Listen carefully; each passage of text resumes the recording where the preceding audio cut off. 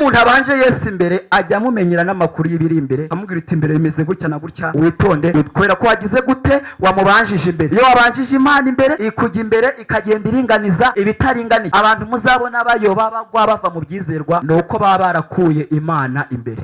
Iki kibazo cy'abantu babanza ibindi bagahirutsa Imana, ndagira ngo mujye mubanza Imana mu byo muzajya mukora byose, mujye mubanza mu bitumiremo Yesu. Mukange kuragukejeje, Yesu afata kwizera kwawe kurimo akakuminjiramo imbaraga zigukorera ibitangaza, ariko ari ukwizera kwawe. Kwizera ni ibiganza byakira iby'Imana iguhaye, kandi kwizera kuruta gusenga. Ushobora kudasenga ariko kwizera ukabona imirimo y'Imana, ariko ushobora gusenga utizeye ntihagire ikintu ufata. Iyo umuntu ari gusenga atizeye ntabwo aba ari gusenga, ahubwo aba asa n'uri kuvuga isengesho. Ndagira mbabwire ngo nta masengesho abaho yica Satani. Iki kintu nyakunda kukivuga, nta masengesho abaho yica Satani n'abadayimoni. Bafite igihe bandikiwe bazarimbukira. Mwumve ikintu amasengesho adufasha. Amasengesho ntabwo yica abadayimoni, amasengesho ntabwo yica Satani. Iyo amasengesho aza kuza kuba yica Satani, Mose yasenze iminsi 40 yari kuba yaramuhitanye. Yesu yasenze iminsi 40 yari kuba yaramuhitanye, ahubwo wagira ngo Yesu akimara gusenga yari amuhamagaye. Uyu muntu ngo yari atunzwe no gutaburura imirambo y'abantu. Ni ukuvuga ngo bamaraga gushyingura abantu mu irimbi, bamara kugenda akagenda agataburura abantu, yaryaga amagufa y'abantu yari amutunze. Abadayimoni bari baramuteye kwikeresha amabuye, kabona amabuye akikira. Birumvikana ko ku mubiri we yari afite ibikomere bidasanzwe. Nta mwenda bamushyiragamo ngo awugumemo, yawukuragamo akirukanka ku gasozi yambaye ubusa. Uyu Yesu dusenga, uyu nguyu dutakambira, ntabwo asaza ngo yake pansiyo, oya. Ntabwo uyu Yesu dusenga, uyu Yesu tuvuga, uyu Yesu twirukana abadayimoni dukoresheje izina rye, ntabwo agira manda ngo tugire ubwoba yuko manda yishobora kuba yarangira akava ibyo yavuganye natwe atabisohoje. Ahora uko yarari n'uyu munsi niko agize ute, niko ari. Uyu muntu yararemerewe kugendana n'abadayimoni 6,000. Ubungubu hariya abadayimoni batuzengereza ari nk'umwe, ari nk'ababiri, ari nk'abo mu muryango, ari nk'ibisekuruza, ari nk'ibintu bya kane. Ariko uvuye umuntu wari ufite abadayimoni 6,000. Hano muri mu mujyi i Kigali mujya mubibona, hari umutaximeni aca ku wundi akagira gutya cyangwa akagira ngo narabaje barambwira ngo yagize gutya, bari kumubwira nta polisi ziri mu muhanda. Hari ukuntu buciye intege abadayimoni. Mujye mufata abadayimoni mubahereze ubuhamya, mubabwire ko Yesu ari hejuru ya byose. Kandi nagira mbabwire ngo ikintu cyose kibaho gifite izina, ikintu cyose kiri mu isi gifite izina. Tumva n'isengesho, kandi ikintu cyose kibaho gifite izina. Ubutware bw'izina rya Yesu Kristo bugifiteho ububasha ko cyaba kimeze ko. Haleluya, haleluya. Amazina yanjye nitwa Imanirumva Dieudonné, naturutse i Gisenyi mu karere ka Rubavu mu murenge wa Gisenyi. Ndi umukristo, ndi umuririmbyi, ndi n'umuvugabutumwa bwiza bwa Yesu Kristo. Tudatinze reka dusome ijambo ry'Imana. Reka dusome ijambo ry'Imana. Turasanga ubutumwa bwiza bwa Yesu Kristo uko bwanditswe na Mariko. Dusome Mariko ibice 5. Turasoma duhereye ku murongo wa mbere tugere ku murongo wa 15. Ubutumwa bwiza bwa Yesu Kristo uko bwanditswe na Mariko ibice 5 umurongo wa mbere kugera kwa 15. Hari umutwe w'amagambo uvuga ngo Yesu yirukana abadayimoni benshi mu muntu. Umurongo wa mbere haranditse ngo bafata hakurya y'inyanja mu gihugu cy'Abagadaleni. Yomotse uwo mwanya umuntu utewe na dayimoni ava mu mva aramusanganira.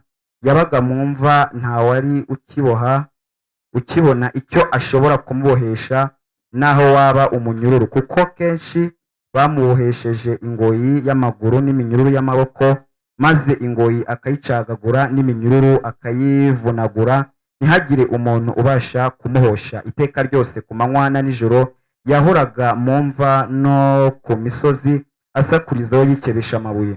Abonye Yesu akiri kure arirukanka aramupfukamira ataka ijwi rirenga ati, duhuriye he Yesu, mwana w'Imana isumba byose? Nkurahiye Imana ntunyice urupfu n'agashinyaguro. Kuko yari amubwiye ngo dayimoni we muvemo.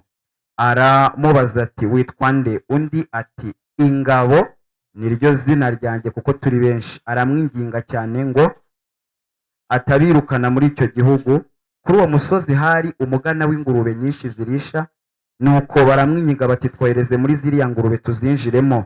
Arabakundira, abadayimoni bamuvamo, binjira muri izo ngurube. Umugana wirukanka ku gacuri, zisuka mu nyanja, zihotorwa n'amazi, zari nk'ibihumbi 2. Abungeri bazo barahunga, babwira abo mu mudugudu n'abo mu ngo, baza kureba ibibaye. Bageze aho Yesu ari, basanga uwari utewe n'ingabo z'abadayimoni yicaye, yambaye, afite ubwenge nk'abandi, afite ubwenge nk'abandi. Baratinya. Haleluya.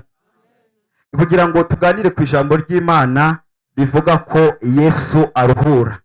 Mu yandi magambo, Yesu ni karuhura. Iyo dusomye ijambo ry'Imana, Bibiliya itwereka ko cyangwa itubwira ko Yesu atigeze ahinduka. Haleluya. Bibiliya iravuga ngo Yesu Kristo uko yari ari kera n'uyu munsi niko ari, kandi niko azagira gute, niko azahora. Ni ukuvuga ngo Yesu ntabwo ahinduka, ariko ashobora kuba yahindura ibintu.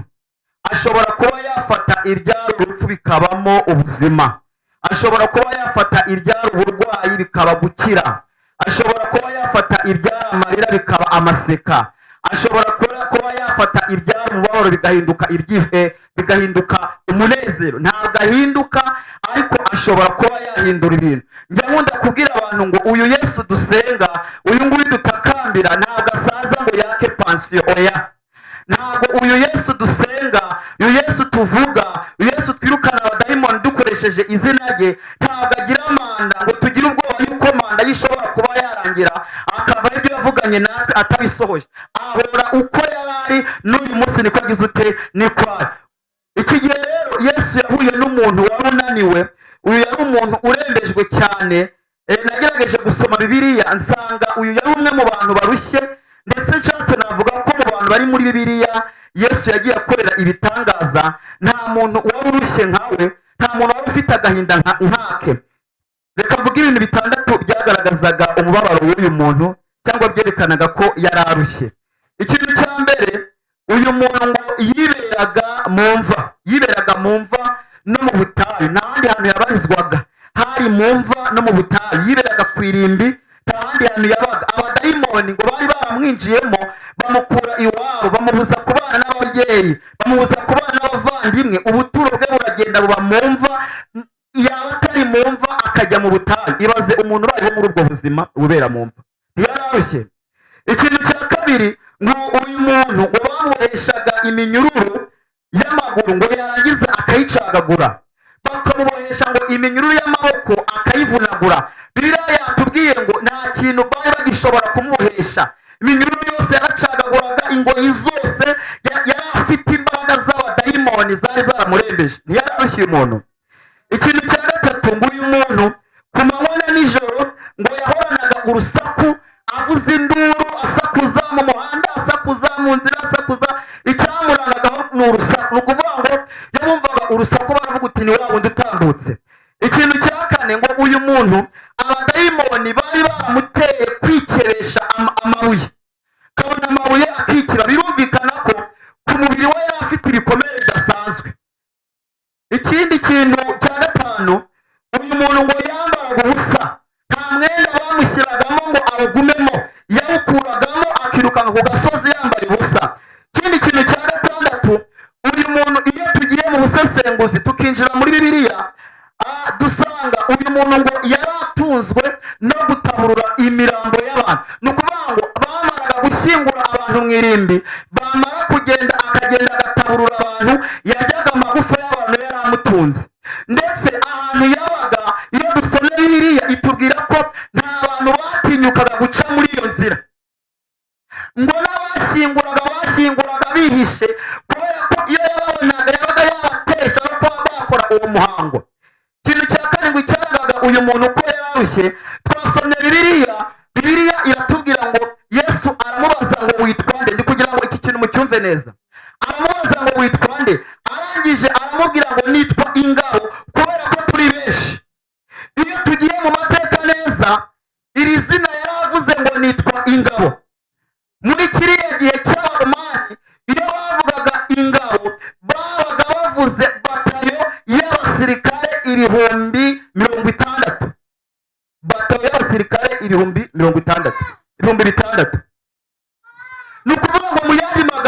yarashatse kuvuga ko afite abadaimoni 600. Mbega abadaimoni bari bashatse kwivuga ko bahwanye n'umubare 600. uyu muntu ntiyaragowe. Noneho ngo abadaimoni binginga Yesu, bavuga uti Yesu, tubabarire witwica urupfu witwisha agashinya, tubabarire utwikirire muri ziriya ngurube aho tugenda twibere.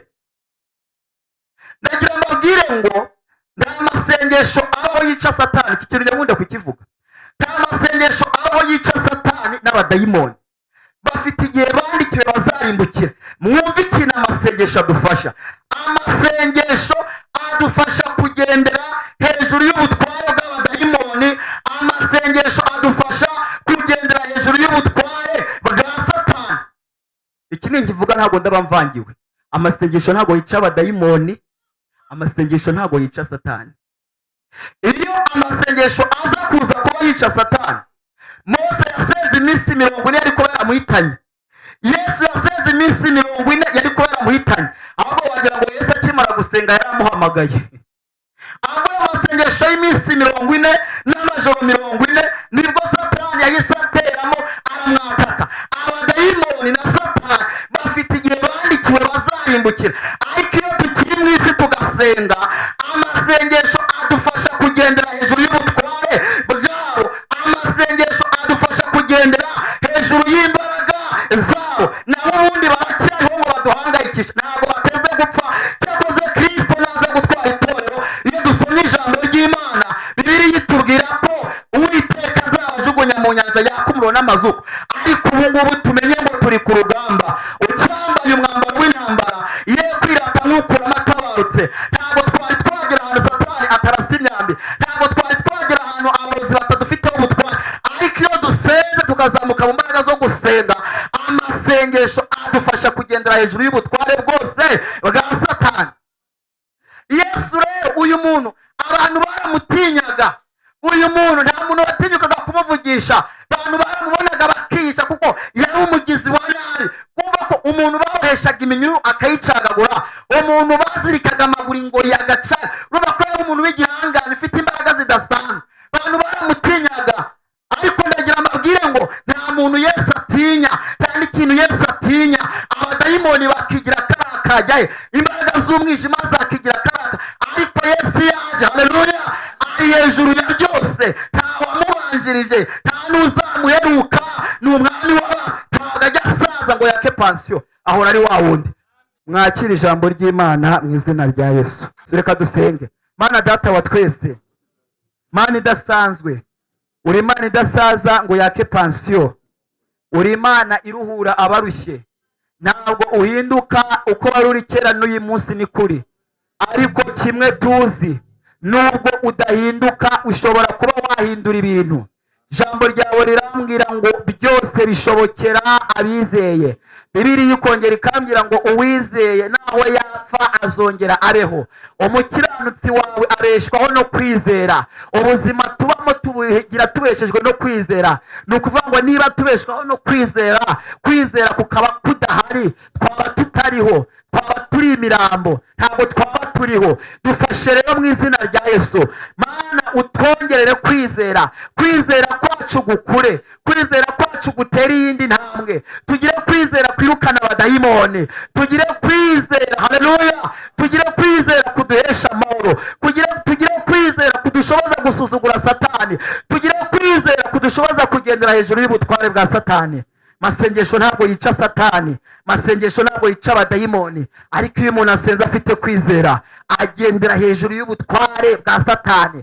Kandi iyo umuntu afite kwizera, agenda avuguruza iby'abadaimoni. Iyo abadaimoni bavuze yego arahakana. Iyo abadaimoni bavuze ngo napfe, yiyaturiraho kubaho kandi akabaho. Uwiteka twongerere kwizera. Abantu baje gusenga uyu munsi, mubare wiganje hangana w'abantu barwaye, bongerere kwizera. Wajya gukiza abarwayi ukababwira ngo kwizera kwawe kuragukijije. Ni ukwizera k'umuntu kumukiza, wowe icyuza ni ukugukoresha. None se wakwizera mu izina rya Yesu?